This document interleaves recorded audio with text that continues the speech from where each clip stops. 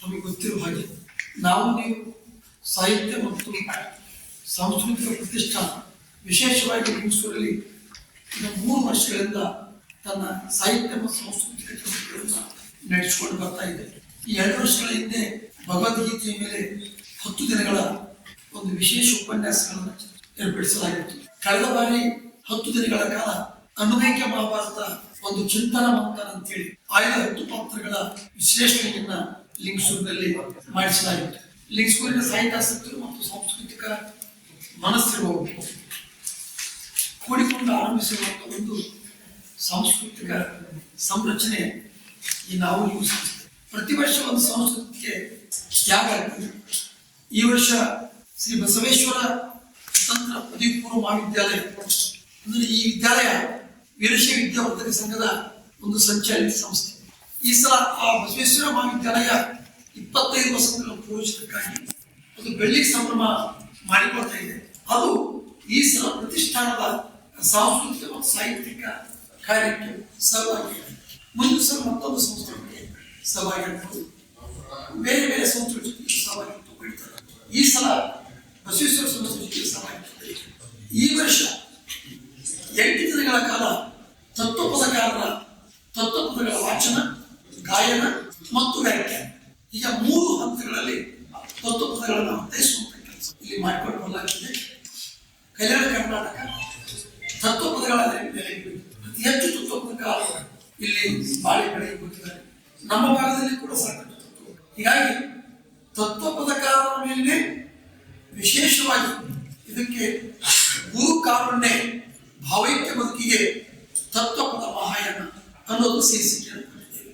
ಇಲ್ಲಿ 7 ಜನ ತತ್ವಪದಕಾರರು ಆರಿಸಿಕೊಂಡಿವೆ. 7 ಜನ ತತ್ವಪದಕಾರರು ರಾಜ್ಯದ 7 ಭಾಗದಲ್ಲಿ ಸಂತ ಶಿಶುಗಳ ಶೈಲಿಗಳು, ಧಾರವಾಡದ ಹಬಿ ನಿಜಗುಣ ಶಿವಗಳು, ಮಂಡ್ಯ ಭಾಗಗಳು, ಮಂಟೆ ಸ್ವಾಮಿಯವರು, ಮೈಸೂರು ಮತ್ತು ಚಾಮರಾಜನಗರಗಳು, ಕಡಕೋಡು ಮಡಿವಾಳಪ್ಪನವರು, ಗುಲ್ಬರ್ಗ ಭಾಗಗಳು, ಒಂದೇನಹಳ್ಳಿ ದಾಸಗಿರಿಯಪ್ಪನವರು, ಮಧ್ಯ ಕರ್ನಾಟಕ ಚಿತ್ರದುರ್ಗ ಮತ್ತು ಅಡಿಕೆಪ್ಪ ಅಂತ ನಮ್ಮ ಜಿಲ್ಲೆಯಲ್ಲಿ ಯಲಗಟ್ಟಲ್ಲಿ ಅವರ ಸಮಾಧಿ ಇದೆ, ಬಹುದೊಡ್ಡ ತತ್ವಪದ.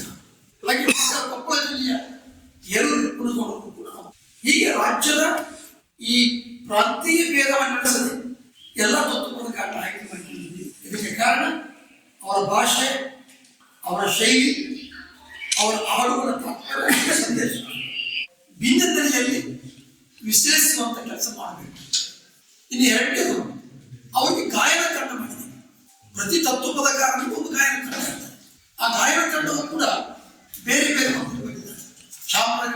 ಚಾಮರಾಜನಗರ ಜಿಲ್ಲೆಯಿಂದ ಒಂದು ತಂಡ ಇದೆ, ಒಂದು ತಂಡ ಹಿರಿಯೂರಿನಿದೆ, ಒಂದು ತಂಡ ಬಿಜಾಪುರ ಬಾಗಲಕೋಟೆಯಿಂದ ಬರ್ತದೆ, ಮತ್ತೊಂದು ತಂಡ ರಾಯಚೂರು, ಒಂದು ತಂಡ ಇಲ್ಲಿ ಸ್ಥಳೀಯ, ಮತ್ತೊಂದು ತಂಡ ಕೊಪ್ಪಳ ಜಿಲ್ಲೆಯಿಂದ ಆರಿಸಿಕೊಂಡಿದೆ. ಇದು ಒಟ್ಟು ಏನಂದ್ರೆ 7 ದಿನ ಇದು ಕಾರ್ಯಕ್ರಮ ನಡೀತದೆ.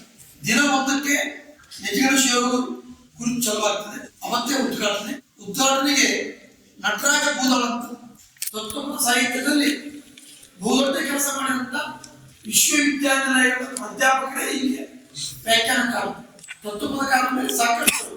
ಇವತ್ತು ರಾಜ್ಯದ ತತ್ವಪದಕಾರರ ಮೇಲೆ ಏನಾದರೂ ಕೆಲಸ ಇರ್ತಂದ್ರೆ ಯಾರನ್ನ ಸರ್ಕಾರ ಅವಲಂಬಿಸಬೇಕು, ಅವರನ್ನು ನಾವು ಆಹ್ವಾನಿಸಿದ್ದೀವಿ.